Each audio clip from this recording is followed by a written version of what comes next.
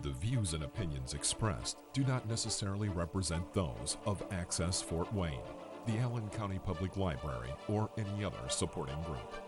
Access Fort Wayne is a department of the Allen County Public Library. If you or anyone you know might be interested in making a television show, please call 260-421-1250.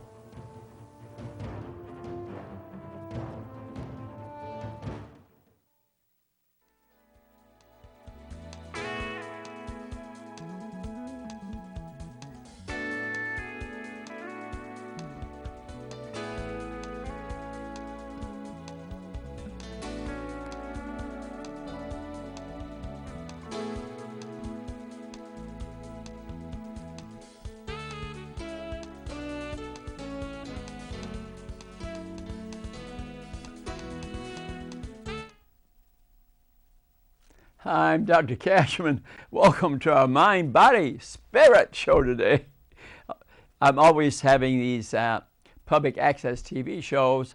This will be shown on Wednesday, 6 o'clock, on health.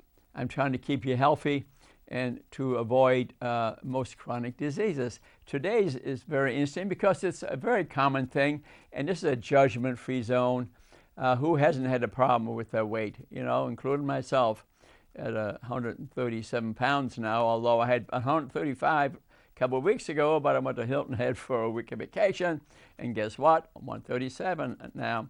But so it's totally judgment-free, but some people really have a very serious problem, but the majority of the country, 2/3 are overweight, 1/3 are even obese. What I'm going to try to teach you today is how to prevent it, how to stop it, and maybe reverse it, because being overweight, unfortunately, the majority of people have type 2 diabetes, which represents about 50 diseases, and I'm going to teach you how to avoid them.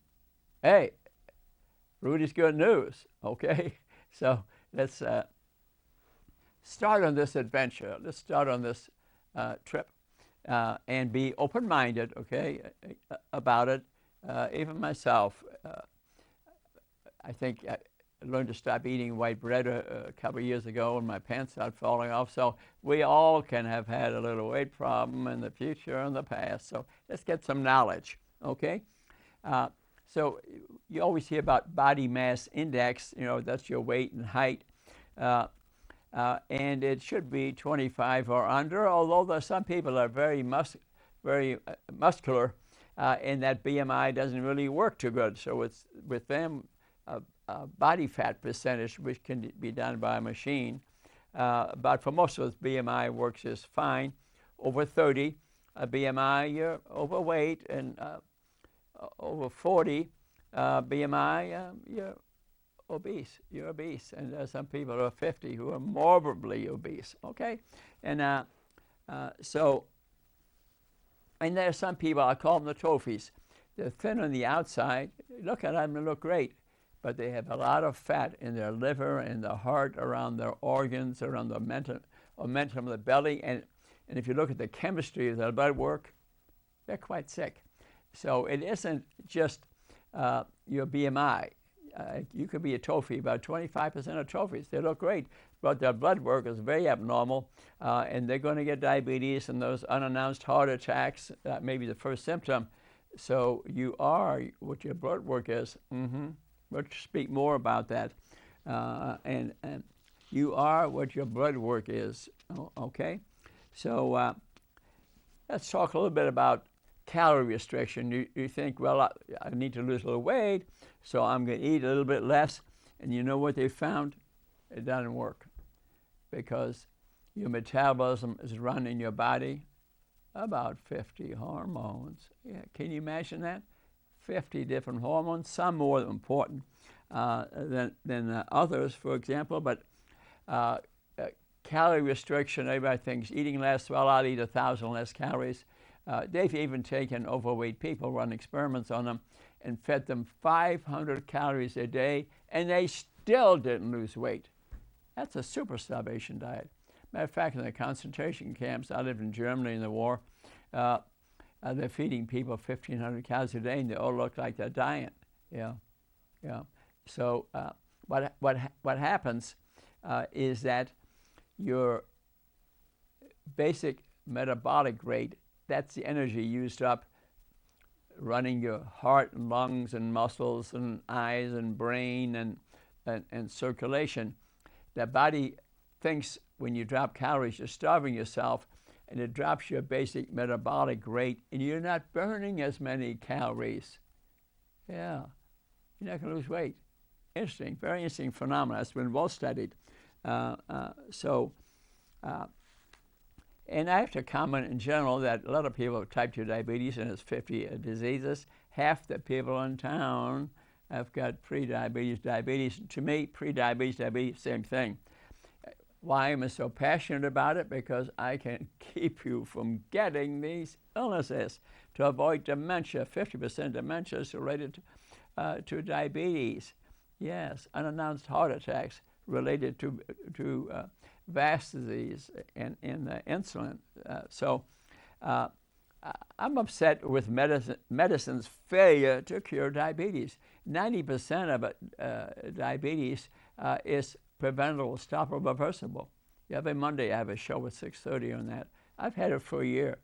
The Diabetic Association never come to me and said, "Thank you. Could I join you in this venture?" They even brought it up. Never heard from them. I've been doing it probably a year and a half, and I'll do it as long as I can talk. Mm-hmm. It's that when you can see the importance of it. Diabetes, they amputate you, you get dementia, unannounced heart attacks, can all be prevented. That's Rudy's good news. Let's talk a little bit, but I mean, it's an epidemic of overweight and obesity and diabetes, okay? Actually, if you go back in the 1700s, there was a William Banting who was overweight. I think he was a veterinarian or something like that.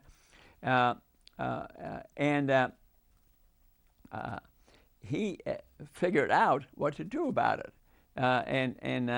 He says he did not know, so he started following a low-carbohydrate diet, and it worked. And he wrote it up in a little paper that he published.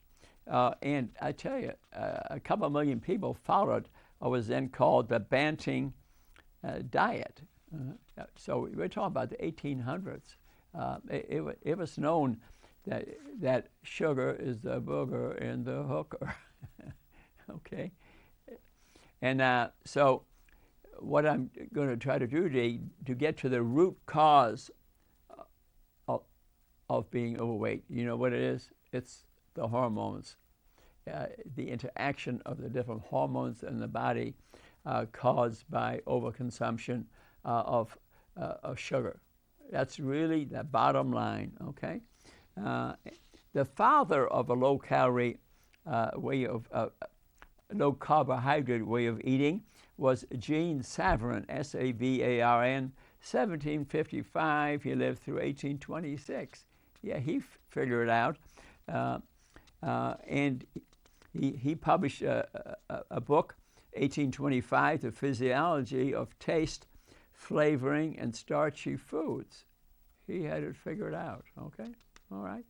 Then decades later came along William Banting, who I mentioned to you already, 1796 through 1878. It was in England. So he spoke about the fattening properties of carbohydrates, okay? Then he wrote this letter. Remember, I spoke about the letter on corpulence, okay? The letter on being overweight. And it was the world's first diet book. Yeah.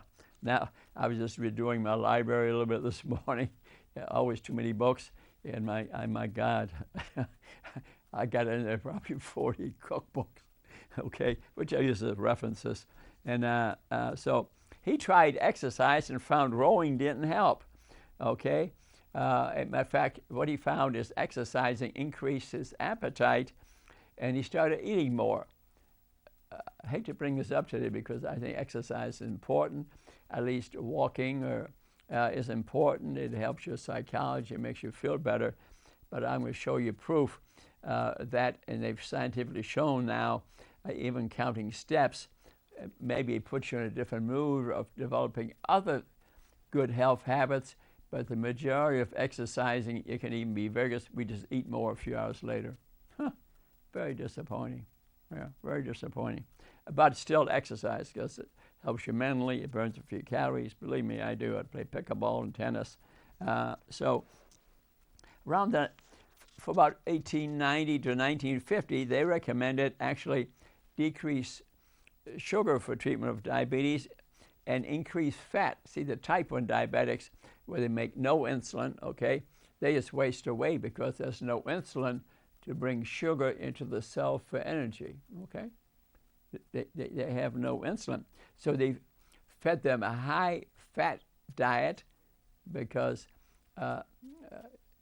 if they ate sugar, there was no insulin available, so that didn't good.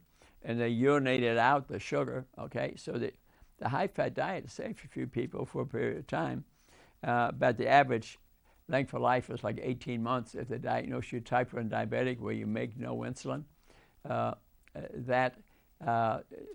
Usually 18 months you were not alive, okay? And so then we started calorie counting starting in the 1900s.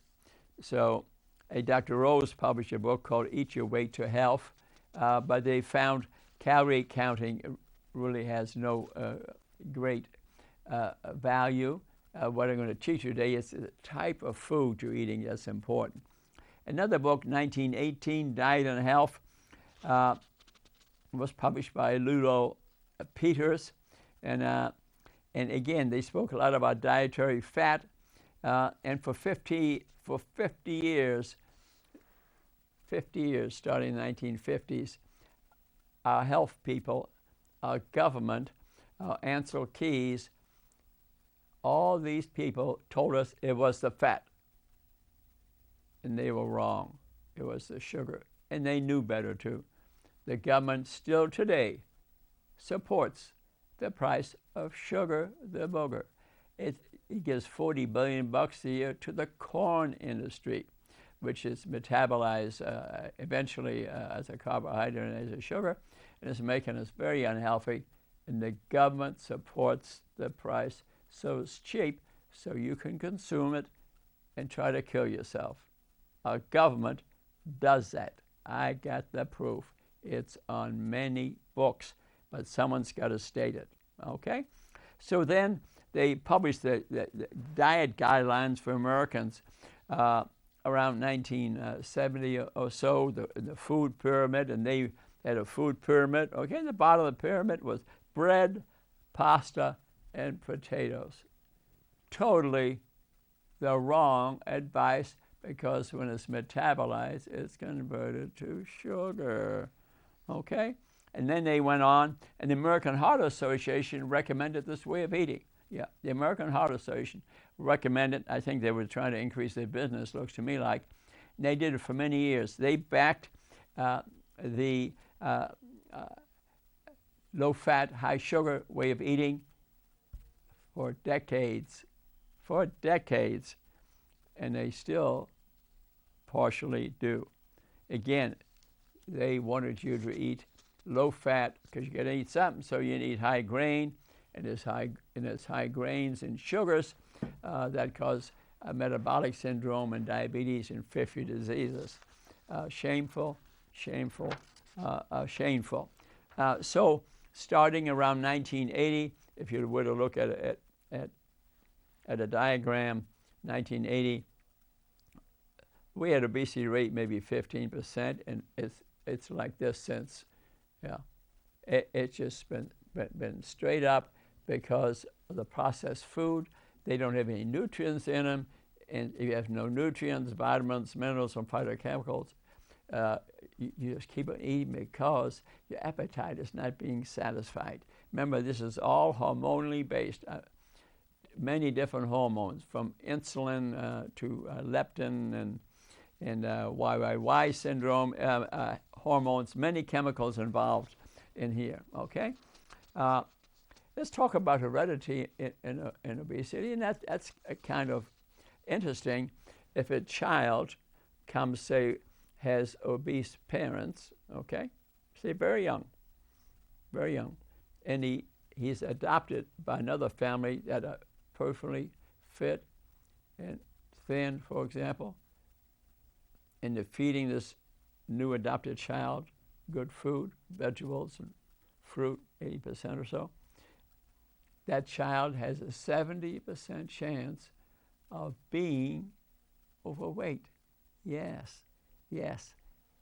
Interesting, because that child has had some change in their genetic structure because what the mother and father were eating before conception, and maybe even their grandparents, and then what the mother was feeding the baby when the baby was in the uterus, and what they're feeding the baby when it's born, for example, because of telomeres. See, when we're born, we've only expressed maybe 2 to 5% of our DNA, our genes, that determines what happens in our body. Yeah, isn't it amazing? And the rest is determined by what we do, what kind of food the baby is getting through the umbilicus, what it's being fed, whether it's breastfed for 2 years or not at all, what kind of food they're giving the child. It changes their gene structure, okay, through epigenetics, the telomeres end of our chromosomes, which can change.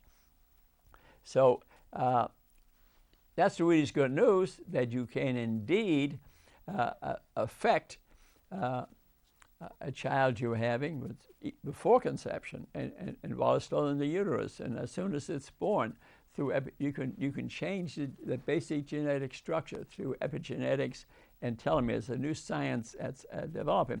So when the child is adopted, say goes to another family, and they're feeding it good food, that child still get overweight because of the hormonal changes and gene changes that have occurred through genetics and epigenetics. Isn't that interesting? About 70%, okay?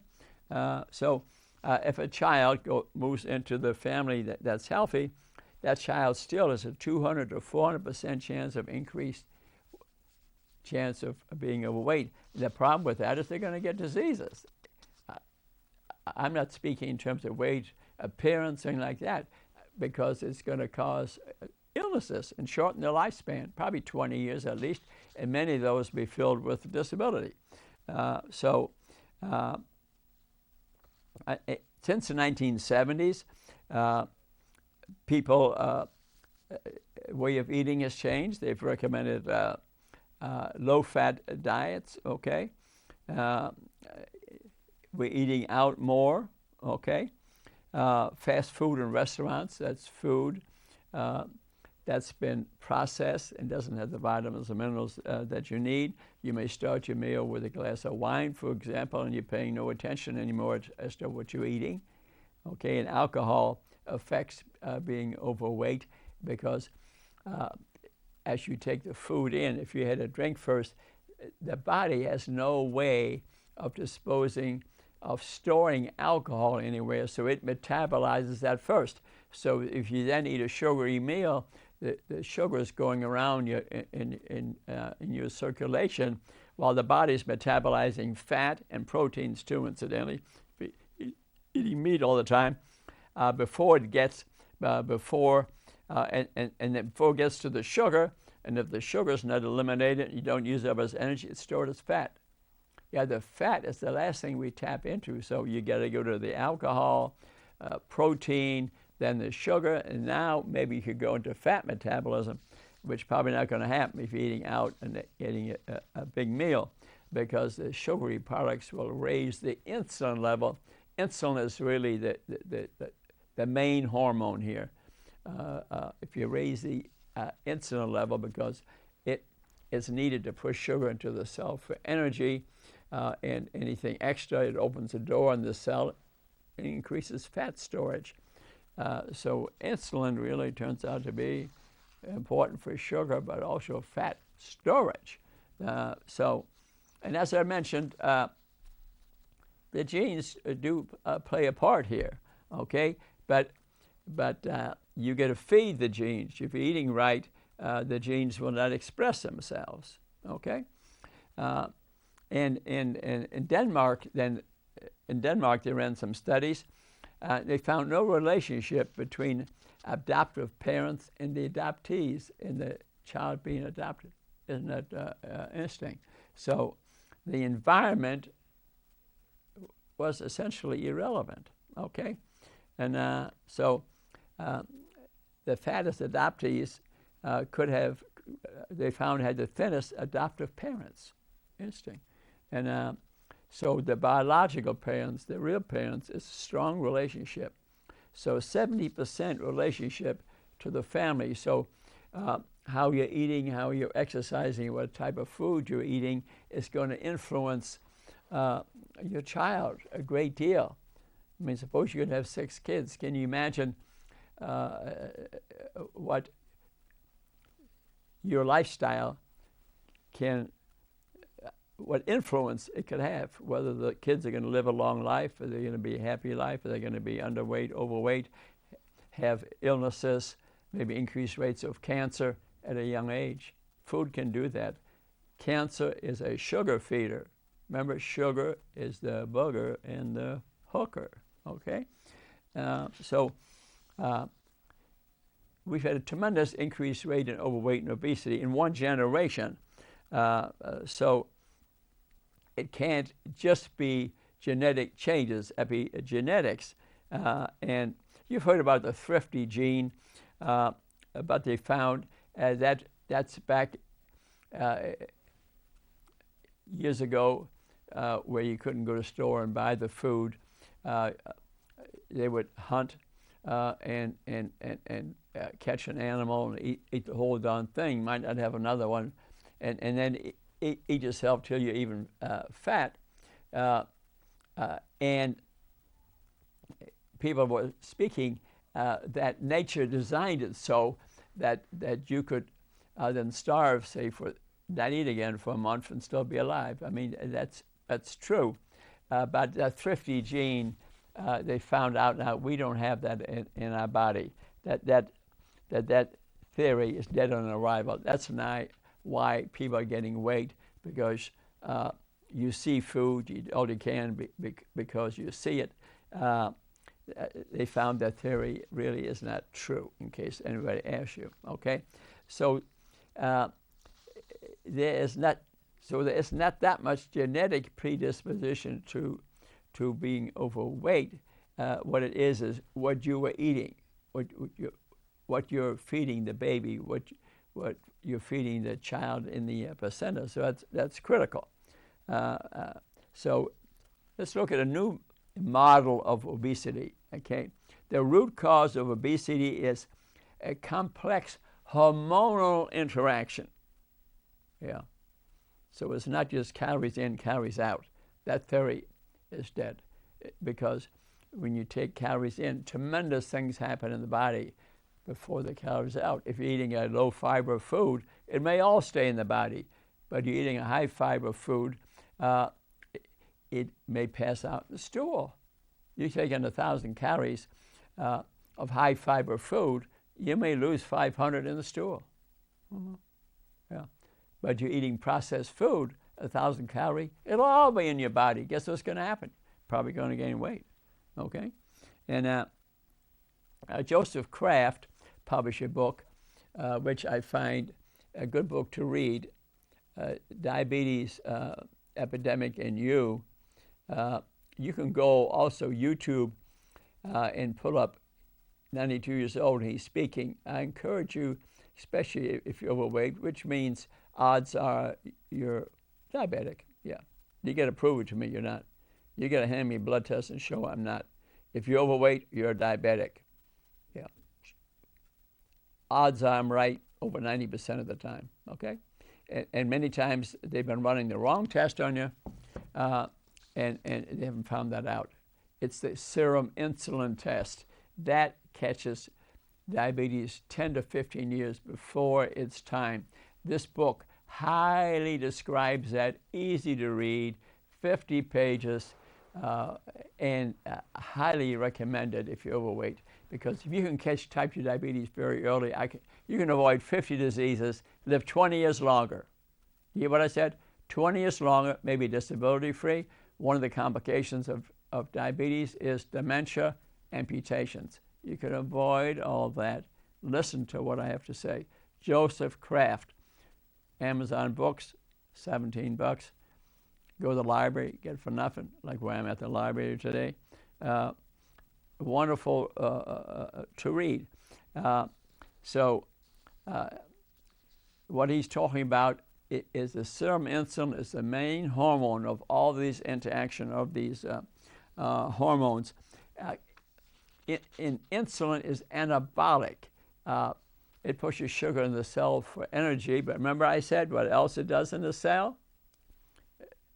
It opens the door for fat accumulation. So your fat cells get bigger because of insulin. It's anabolic. So insulin doesn't just put sugar in the cell. It can make you fat, your arteries stiff, cause dementia. It affects your immunity, causes arthritis, has many other effects. So your metabolism, which runs the machinery of your body, is hormonally controlled, okay? You reduce the calories that you're eating, your basic metabolic rate drops. And I have an individual in Wausau, Indiana, who I've been coaching. She lost 80 pounds now, but she's at a certain level now. She feels like she is not losing anymore. So she's reached for a while what's called her set point. Weight is controlled in the hypothalamus in our brain by largely a hormone called leptin, L-E-P-T-I-N, and leptin is partially controlled by insulin. And there's a control center there, a computer button. Once that gets hit, it's tough to lose weight for a while, okay? And you have to really work at it because her basic metabolic rate dropped because of the weight loss. Okay, she's burning up less calories. Okay, that's one problem. Plus, she weighs less now. Yeah, you don't need as many calories. See the problem? You get two places that's going to show you less demand for calories. Basic metabolic rate is down, and there's a formula for that to figure what that number is. And also, her body is smaller. 80 pounds less, okay? So that alone will make calorie consumption 25%. So to lose further weight can be difficult. She wants to lose a little more, but she's at that set point. Got to learn how to reduce their set point, maybe being absolutely sure she needs to go into fat burning. One way is to eat only 2 or 3 meals a day. A good way is to have a smoothie in the morning, which I do. I had one this morning, full of nutrients and vitamins. And then I'll tell you another good trick. If you're not hungry in the morning, they always say, you'll hear that, eat a great breakfast, you'll be less hungry later in the day. You know what they found out? That's not true. That's not true. So if you're not hungry, don't eat. Usually one day a week, I'm not hungry at all because I ate late or one reason or another, exercised a lot before. I have no idea. And maybe one day a week, I might have no breakfast at all. That's okay. You don't eat a bigger lunch or a bigger dinner because of that. Snacking, I don't recommend. This book doesn't recommend it. And I'll hold that book up for you a little while. It doesn't because, and the reason snacking doesn't work, because as soon as you snack, the insulin level goes up. And remember, insulin is anabolic. It makes you gain weight. You're not going to go into fat metabolism. You want to metabolize fat to lose weight. So snacking is not a good idea. So in 1945, Athol Keyes, who you may have heard about, Mediterranean diet type thing, but he made a lot of recommendations really that of no value, but he did run a good study in 45 where he actually did starvation studies. I think they paid people, and they did it, I think, in prisons, where they really cut people way back. 1,000 calories a day, part of this study.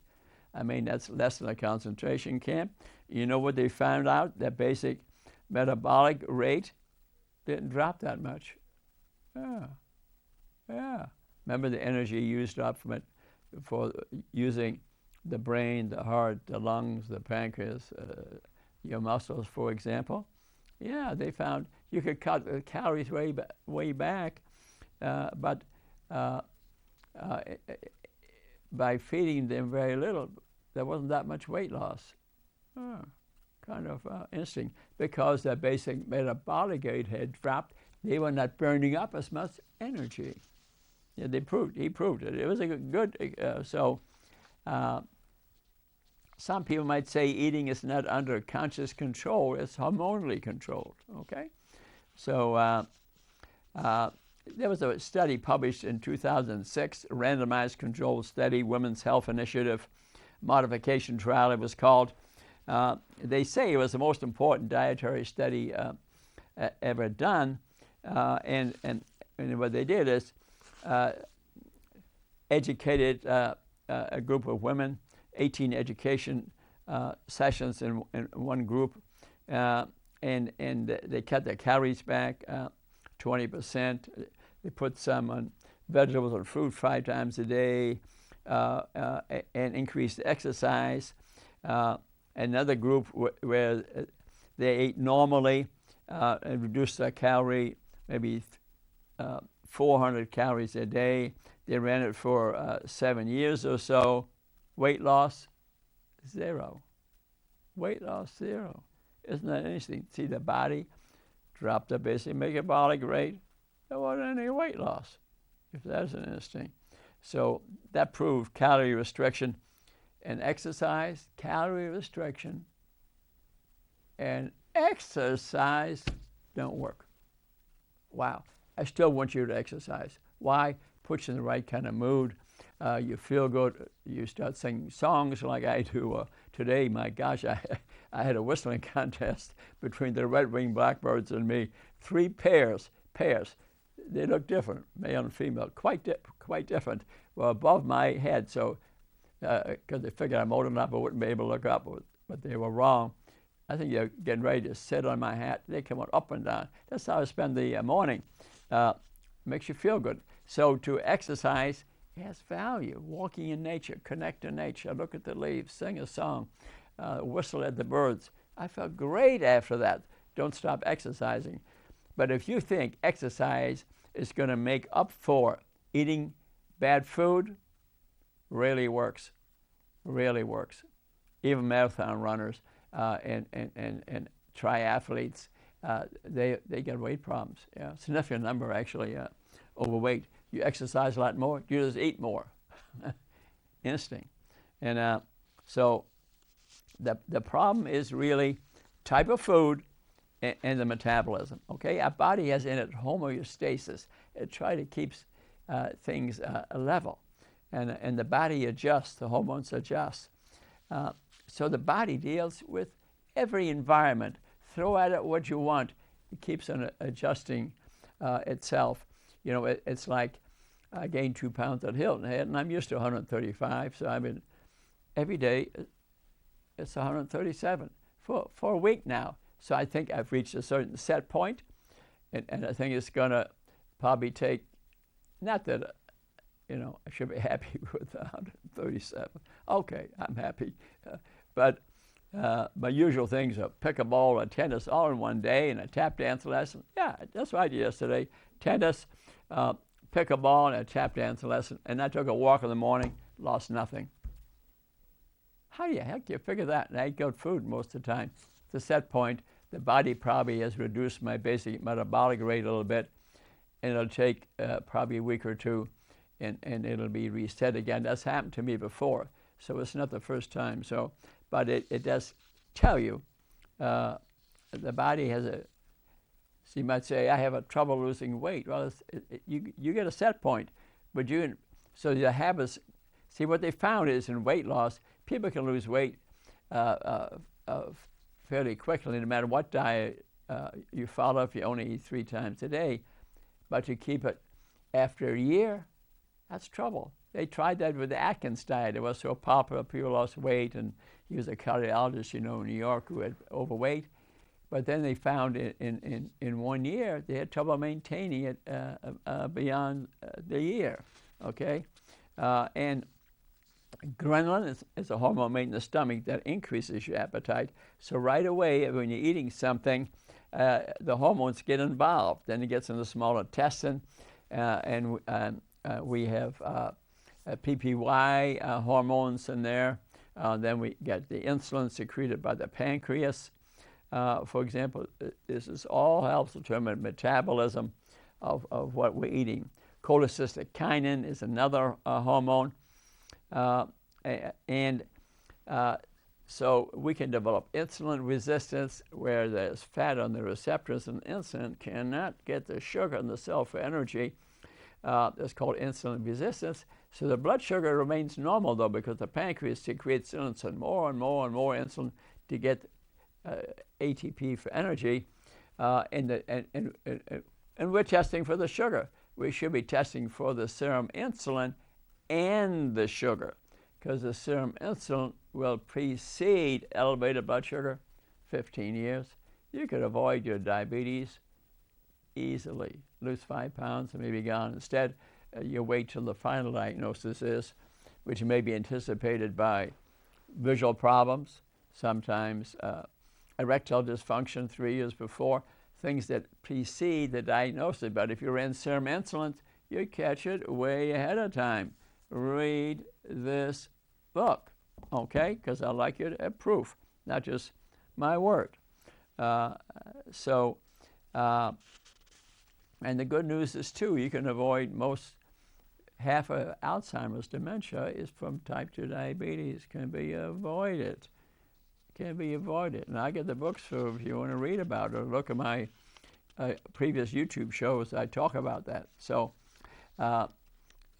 exercise, important. But if you think you're going to lose your weight through exercise, you're kidding yourself. Count all the steps you want. You're just going to eat more. In the literature, in these books, right here, great book, The Obesity Code, great book to read. Very scientific, very scientific. He's written many other books, and I encourage you to read this. So it's not this information. It's not coming from me, okay?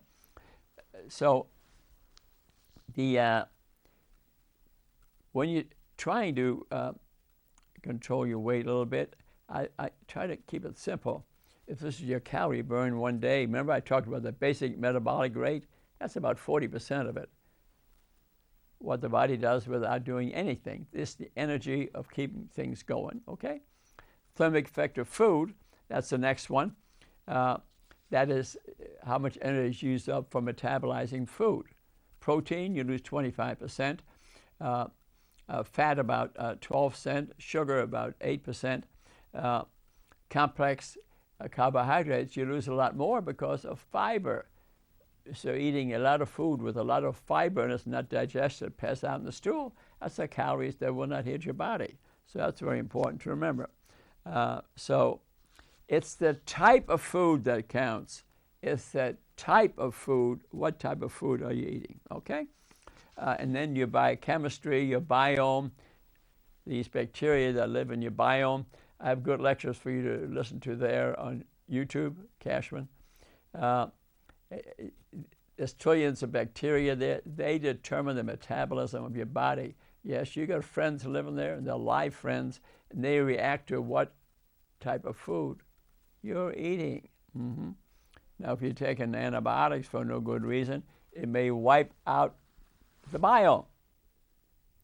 It may take you 2 years for it's normal again. So you got to learn something about the biome, but we don't have time for a lot for that. Dr. Rudolph, someone named me, Leibel, L-E-I-B-E-L, proved the set point in 1995 that we do have a set point. And we've got to maybe get you into a little bit of keto, a little bit of fat metabolism. to change the set point. I didn't say full-blown keto, which I think is too many meat products there, but a little bit towards fat. If you're not eating sugar, you're going to head to keto after about 8 hours. So if you don't eat after 7, say, and don't eat again till 9, your body has to get energy from something, and it's going to get it from fat. You're going to get skinnier. That's the reason I say 3 meals a day, to give your body time so the insulin level isn't up, which, remember, is anabolic, makes you gain weight. That way you metabolize some fat and you get thinner, okay? So that's important. They've learned about leptin, which you can develop leptin resistance. It's a hormone made by your fat cells, and it can be turned on and off depending whether you're trying to metabolize your fat or not, and what you're eating. You can develop leptin resistance just like insulin resistance. If you're a stressed out individual, your adrenal hormones are constantly elevated, you're going to eat energy because you think a tiger's running at you. You're stressed out, and you're going to gain weight. So people who stressed all the time can get pot bellies, because the adrenal gland secretes hormones in the cortex of your adrenal gland, and you're trying to eat more to get energy to fight the tiger. But for most of us, we have chronic stress. There's no tiger running at us. It's just our imagination, okay? We all got stress. I got stress. That's why I play pickleball, tennis, take tap dance lesson, take a walk in nature, play piano, maybe even sing a song, maybe whistle to the birds. Those are my stress relievers. What are yours? We all need them, okay? So there's a false theory of calorie counting, okay? And that's been exposed as charlatans. So I don't say this calorie counting. It's a type of food that's important. So we now have the hormonal theory of obesity, okay? And we talk about the hormones involved largely, 50 hormones, but I'm saying insulin, ghrelin, amylin in the stomach, cystokinin, YYY, they regulate the metabolism of your weight, okay? So in 1923, Banting, Best, and McLeod got the Nobel Prize for medicine for discovering insulin. Before that, we really did not know who these, especially children, were that were wasting away. We couldn't save them. You know what helped them? Because they didn't have any insulin then, okay? You know what helped them? They'd been using for a few decades, had been using high-fat diets. No sugar, you didn't need insulin, and they kept them alive a little bit longer, and so they were used quite a bit. And now that we discovered insulin Banting and Best, incidentally, Eli Lilly then started making it, although I must admit, I don't know, the government probably, is that insulin was not patented, so anybody in the world could make it. I suspect there wasn't a company that decided that. That must have been the government. Very good decision. It turned diabetes from a death sentence, remember 18 months or so, to a chronic disease. Now, we made a chronic disease, and of all things, after we came up with that, some of these big clinics, like the Joslin Clinic at Harvard, remember we used to have people on a high-fat diet? They started allowing the diabetics to eat carbohydrates. Major mistake, because we turned it into a chronic disease. Instead of treating the type 1 diabetic, doesn't make insulin, with 20 units of insulin, and they probably live to be 100. Instead, we're letting them eat. We get insulin pumps now, eat anything I want to, and I just give myself a little insulin. The trouble is insulin also has other things. It causes dementia, weight gain, arthritis, increased rates of cancer, et cetera, et cetera, et cetera, okay? When we take in sugary products, we can store about 2,000 calories sugar as glycogen. The liver can store about 100 grams in calories of sugar, glycogen, and our muscles another 400. It's about 2,000 calories we have in sugar. But as soon as we use it up, like a marathon or a couple of days go by, we run out of energy. We can go into fat metabolism. Our body has in it 40, 60, 70,000 calories in fat. Remember I said a touch of keto? You know, you don't need so much sugar. And we go into a bit of keto, and ketones are made by the liver. Fat comes from the cells into the liver, and we use that for energy. Ketones can be used for energy for the brain even, although the brain largely uses glucose, but it can use ketones.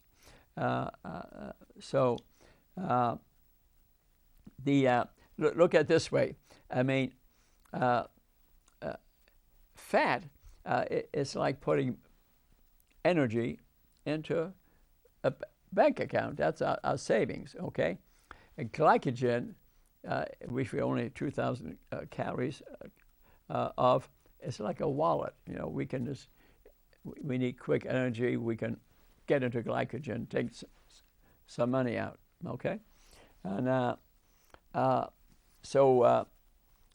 insulin, as we said, takes sugar into the cells for energy, but also brings in fat, causes fat storage. So we want to keep our insulin level low. And that's the reason I want you to read Kraft's book, because Dr. Kraft in this book will say all of vascular disease are 300,000 miles of capillaries. Atherosclerosis is due to inflammation caused by insulin. You keep an insulin level low, you won't get sick. Huh. Wonderful. Isn't that wonderful? But our body set weight is highly regulated, okay? And our hormones, leptin, insulin, thyroid hormone, they all throw in their information to control our set point. So the insulin level goes up depending on the sugar level, okay? And does insulin cause obesity? Yes. Insulin is anabolic. That's how you get overweight. It opens the door to the fat cell. So the lower your insulin level, less fat you will store. Isn't that wonderful news? That's the main hormone, okay? And 1993, they ran a study, okay, and of type 1, where you don't make insulin. Tight control helped. You had fewer complications. In other words, you really controlled it, gave a lot of extra insulin for tight control. That really helped, and you had less complications, but they all gained weight. You already know the answer. Insulin is anabolic. Insulin makes you fat. You're taking insulin shots, you're going to gain weight. That's not stressed enough. Matter of fact, Dr. Kraft proved, like the type 1 diabetics, they died in an accident, and they did autopsies. He did autopsies. They found no arteriosclerosis. Why? There's no insulin. They've not been taking insulin. They had no vascular disease. So he proved the point. So insulin is obesogenic, okay? And also they found insulin tumors in people. So it's a tremendous amount of insulin in the body, and these people invariably were very obese, had extensive atherosclerosis, and died at a young age. That was really when they approved about insulin. So a lot of oral drugs increase insulin, increase weight, okay? And some bring, some of them work through the liver and through the muscles, and they're a little bit better. But if you can make it lose 10% of your body weight and get rid of diabetes, it's a lot better than taking drugs. So I always ask you, doctor, if I were to lose 10% of my body weight or 5% of body weight, doctor, could we wait on the medications? I mean, unless they're life-saving for you, you might consider lifestyle change before taking obesogenic medication like insulin.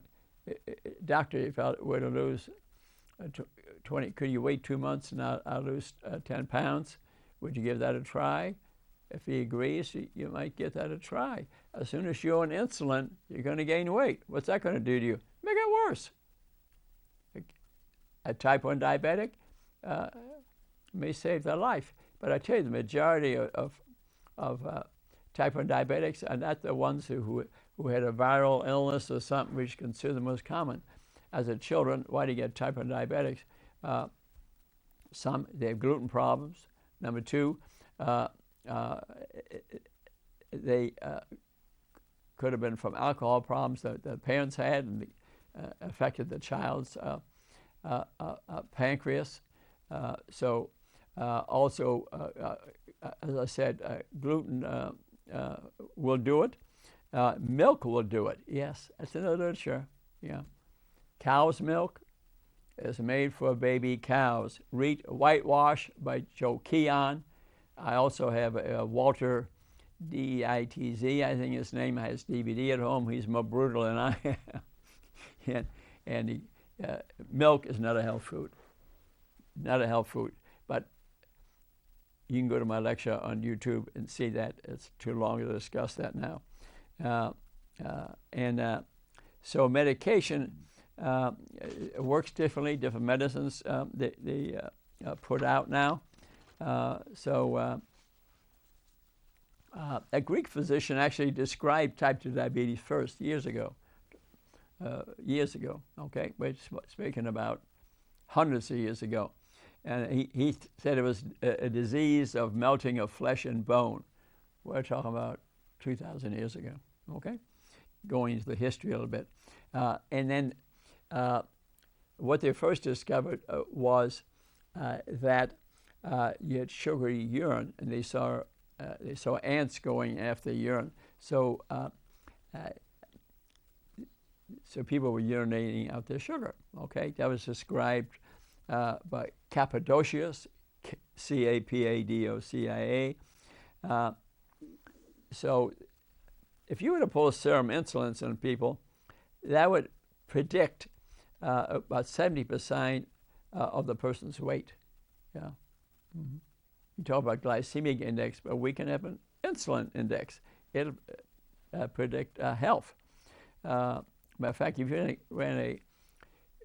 want to really save money, and you could run a test where you swallow 75 grams of carbohydrate. Maybe carbodonos will do it. Okay.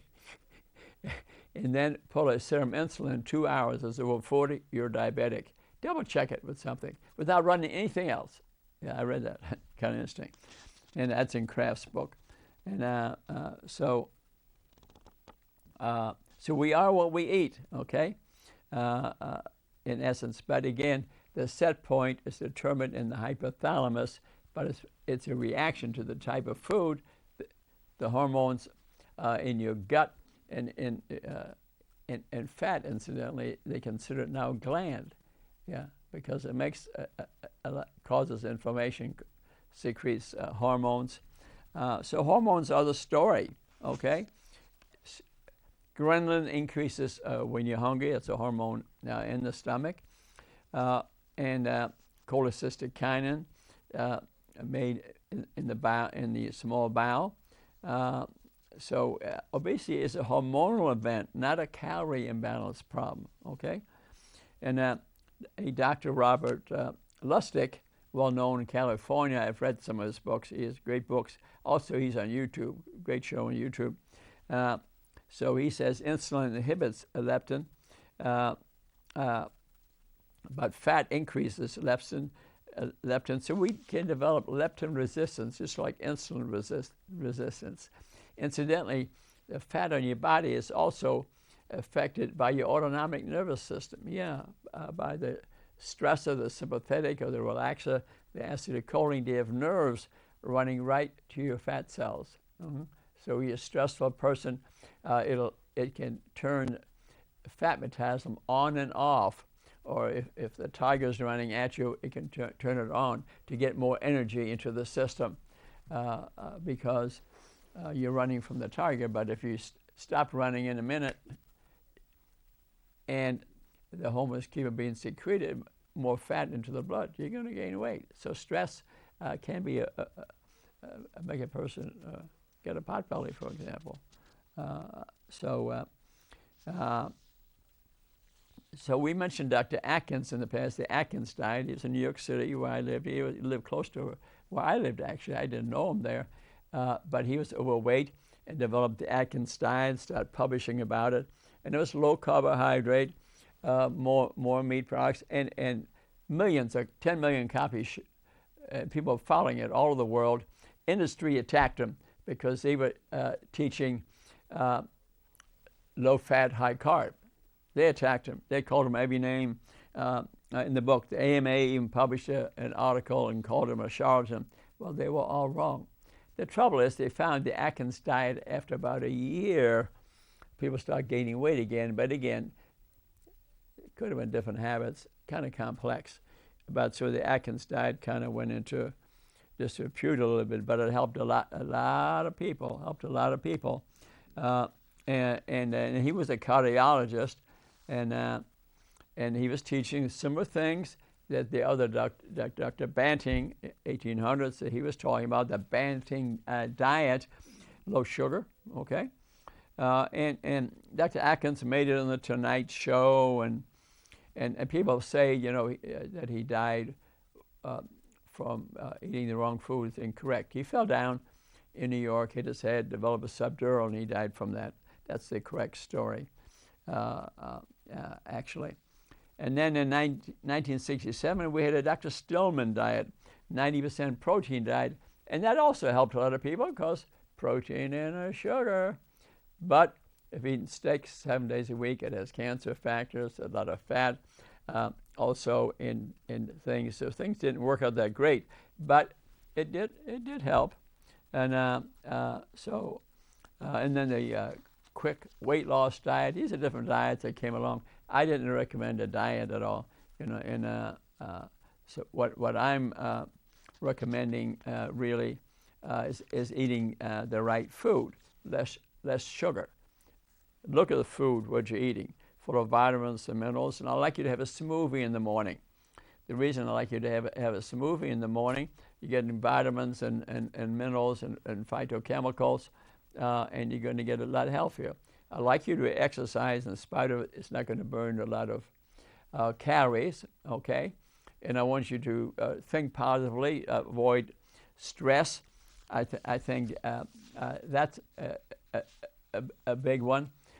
And remember what I said, unfortunately, if you're overweight, you're diabetic, unless you prove it to me with a blood test, you're going to die young. I don't want that. So it's not that hard.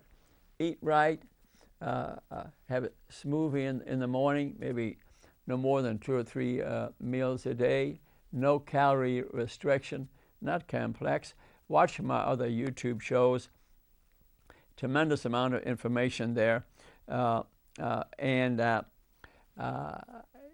you need to gather some information. Maybe do a little bit of reading. It's not critical. Get some testing done. Remember, don't just accept the blood sugar. I want a serum insulin doctor. And if you read Dr. Kraft's book, tell you more about it. I also have a one-page handout which describes the test.